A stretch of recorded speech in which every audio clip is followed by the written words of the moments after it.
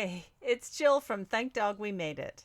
In this follow-up to part 1, I'm showing you how I grade the chest and neck circumference on a dogwear pattern and how to handle functional ease so that your coat fits perfectly. Let's dive in. It's so important that when you're working with functional ease that you want to take that functional ease away first. Grade your pattern based on the measurements from your dog chart, and then you add that functional ease back in. Now, one of the things that I do want to say is that when you are sizing patterns, you want to just work at one size at a time. You don't want to go from a medium and then size right up to an extra large. You want to do that incrementally because things do change. They shift from pattern to pattern. So it's best to do it incrementally. I always start with a medium pattern and I scale up to a large or down to a small. And then I go from the large to the extra large and the small to the extra small. So that's a really good thing to do as well, just to make things work a little smoother for you. So on a dog coat, typically you're going to want to have some kind of functional ease built into it. The reason for this is dogs move a lot in their dog wear. They are constantly running, lying down, stretching. They're doing all sorts of different things in that dog wear. So you want to make sure that it's super comfortable for them and super functional. Now, if you are making some kind of a garment out of stretch fabric, maybe like if it's a knit, some kind of a stretchy fabric, that functional ease is often built into it already because the fabric stretches. But if you're making a coat that's out of, let's say, waxed canvas or some kind of a waterproof fabric, that stuff doesn't stretch, right? So what you need to do is add some functional ease into the pattern itself so that you can add that kind of movement area in there for them, and also a little bit of flexibility in how that coat does up. So on the cozy coat pattern, the functional ease comes from where the pattern overlaps each other and creates the Velcro area where that overlaps. So in this case, it wraps on the belly here and also on the chest here. So what I'm going to do is I'm going to remove that extra overlap, that functional ease, and then do my grading and then add that back on afterwards. So if we look at the size chart here, we've got, I'm going to be looking at the chest circumference now, we'll do that. And if I look at the medium size, the chest circumference is 21 inches. I'm going to size it down to the small, and so that measurement is 17 inches. So that's a difference of 4 inches. Now, because we're doing this on the fold, everything I do is going to be divided in half. So let's start with the measurement of the medium size coat. So that would be, if it was 21 inches, that would be 10.5 inches. And then everything else is where the functional ease is on this, so where the Velcro overlaps. That's where the garment ends for the medium size. And then for the small size, as I said, the small size for the chest circumference is 17. If I divide that in half, it's 8.5. So I'm going to be doing 8.5 instead of 10.5. So that's 2 inches smaller. So 8.5, my new chest circumference would end there. And I make this mark on this neck to withers line because that's where I'm going to create the belly band. So just to review here, if I'm doing a chest circumference, I'm going to measure from the back line, the fold line on the pattern, down to where the actual chest circumference is from the chart itself.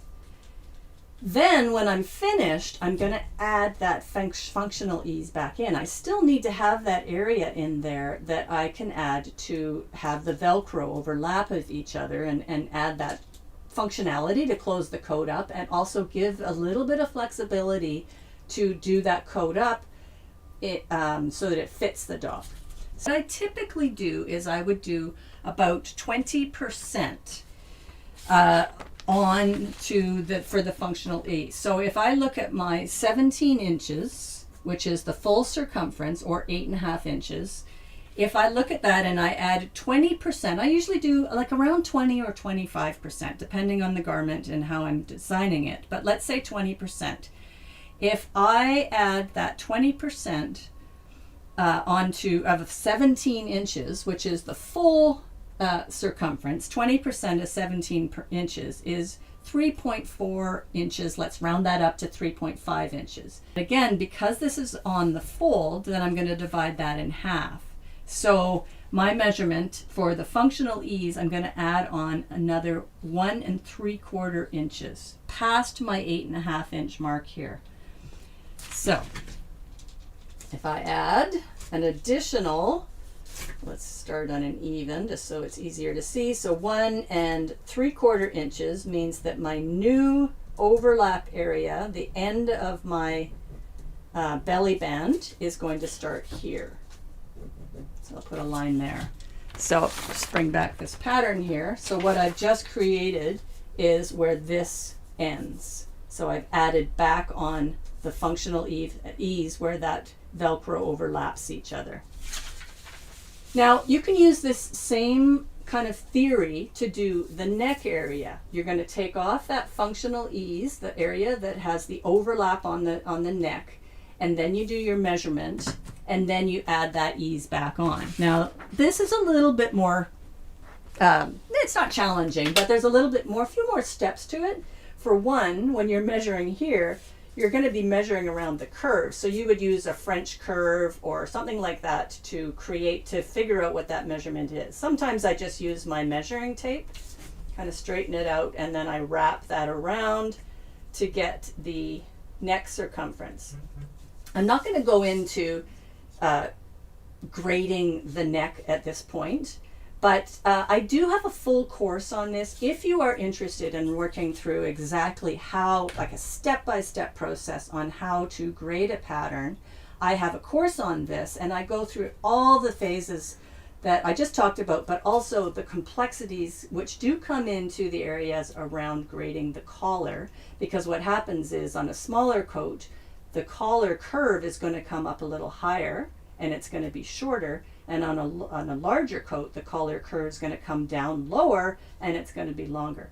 So the course goes into that. Also, I cover how to grade and how to scale and size up a t-shirt, which is a lot more complex. But I will just kind of finish this off so that you can see how this pattern will come together.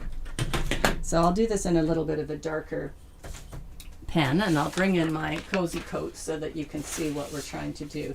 So we're going to take this point from the neck to the withers, and that is where my new belly band starts. So we've already got a line down there, and it comes down to here. This is the bottom of my belly band. So I would do a straight line across there. Where's my pen? There it is. Okay, so I'm going to do a straight line. Got a Sharpie in my mouth. I'm going to do a straight line across there. And then I'm going to do the width of the belly band. Now again, my course does go into details on how to size this proportionately, but for now I'm just going to eyeball it and show you how to do it just slightly smaller. So I would end my belly band here for a smaller size, just so it's not quite as wide as it would be on a medium-sized coat. So I'm going to just line up that line, and then I like to add a little bit of a curve to the pattern. You can eyeball this, or you could use a French curve to create your corners, however you like to do it. I usually just eyeball it, or what I'll do is take my old pattern and just use that as an outline to draw the curve. Whatever works for you. I typically will just eyeball it. So in this particular case, I'm going to just eyeball the corners, and then I'll draw this up with the pen from here so that I've got the other side of my, just do a rough line there. So I've got the other side of my belly band here for the small size pattern. And then I want to do the back length. So that is from the collar area right down to the end of the coat. And my new back length is here, and we've drawn a line here. The other thing that we want to do is scaling the coat length, and that's how long, coat length, not to be confused with the back length, but the coat length is how long it drapes over the side of the dog's sides. So on the medium size, it comes here.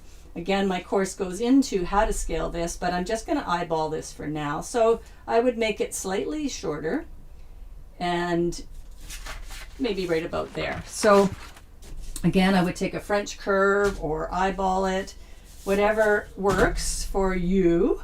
And I'm going to draw a little dotted line along here, and then I'm going to do a French curve around that. Just for the purposes of getting through this demo, I'm going to do a very quick short eyeball sketch of how we want to finish this neck circumference. So if you were looking at doing this really quickly, your neck circumference on a medium is 14 and the small is 11. So if I took my measuring tape and did a very quick rough measurement of this, we know that the actual neck circumference without the ease, I want to take that ease off first, ends right about there. That's where 7 inches is. So on my new smaller version of the coat, we're going to take that neck circumference down to 11. And I think I didn't mention this, but what happens is, of course, because this is on the fold, you are going to cut that measurement in half. So I said that the neck circumference on the medium is 14, but because it's on the half, we're cutting it on the half, you would actually cut that down to 7. On a small coat, the measurement is 11, and I'm going to cut that in half to a 5.5. So on my medium here, we've got, I'll just use this here, I'm going to do a rough outline there for the medium. As I said, when you're doing a smaller version, you want to come up a little bit higher. You don't want to have that same deep depth for the neck. And if you were going larger, you'd come down lower. But in this particular case, since we're doing the small, I'm going to do a really rough measurement with my measuring tape to 5.5 inches. And that gives me an idea of, that's 5.5 inches there. That's how long my neck circumference would be before the functional ease. So anything after that is, let me just do this really rough here.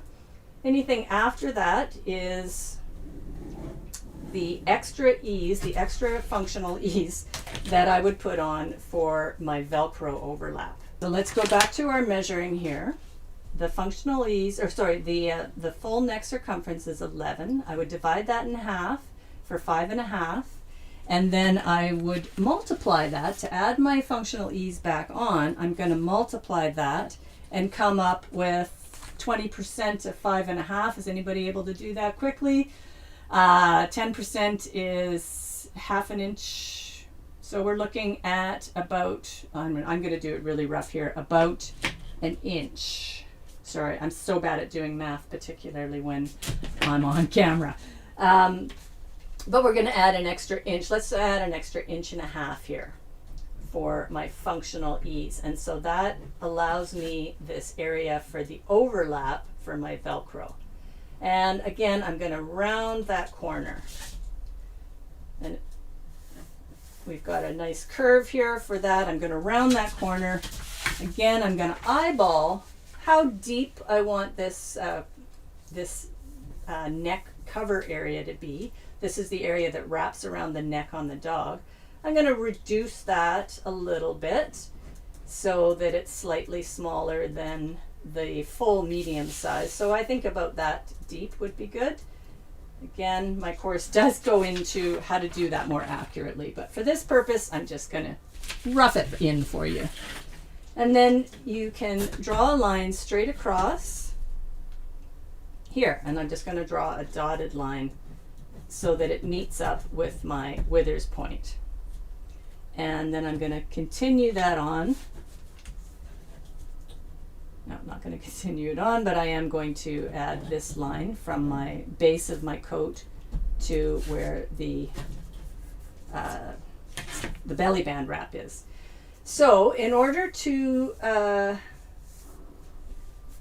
get these rounded corners, just to finish this off, what I typically will do is I will round all of these corners off, and that just makes it so it's not such a, it looks better when you have those nicely rounded corners, and it also makes it so that it's a little bit more comfortable on a dog.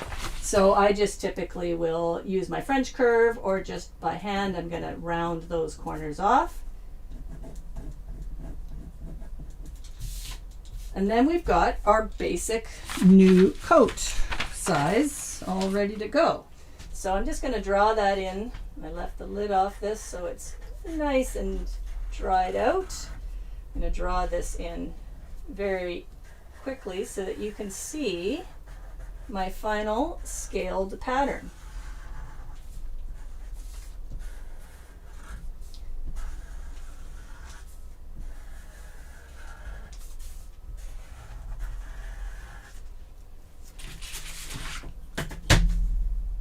One line across the back, and there you go. So now we've got a very quickly demoed version of changing the medium pattern down to the small. And if I was going to go up larger, I'd do the exact same thing, but in reverse. I would go bigger, so I would make a longer back length. My withers would shift to the right instead of to the left. My coat depth, the collar area, would drop down further, so I have a deeper curve around the neck, and also it would extend further out to the left. My belly band would shift to the right on a larger coat, and it would also come down further, down from the back line. And the back length is also going to come out here. And then of course you are going to also scale the drape of the coat length from the spine and how far it drapes down the side of the dog coat. The last thing I would do to this is add my seam allowance around. So I won't do that now on the camera, but I just wanted to show you a general idea on how you can take a medium-sized coat and size it down to the small. And that's it. You've now seen how I grade the chest and neck areas and re-add functional ease for a perfect fit. Grab the links below for the cozy coat, the dog size chart, and if you're interested in the full scaling course, you'll find the link for that below as well. See you next time.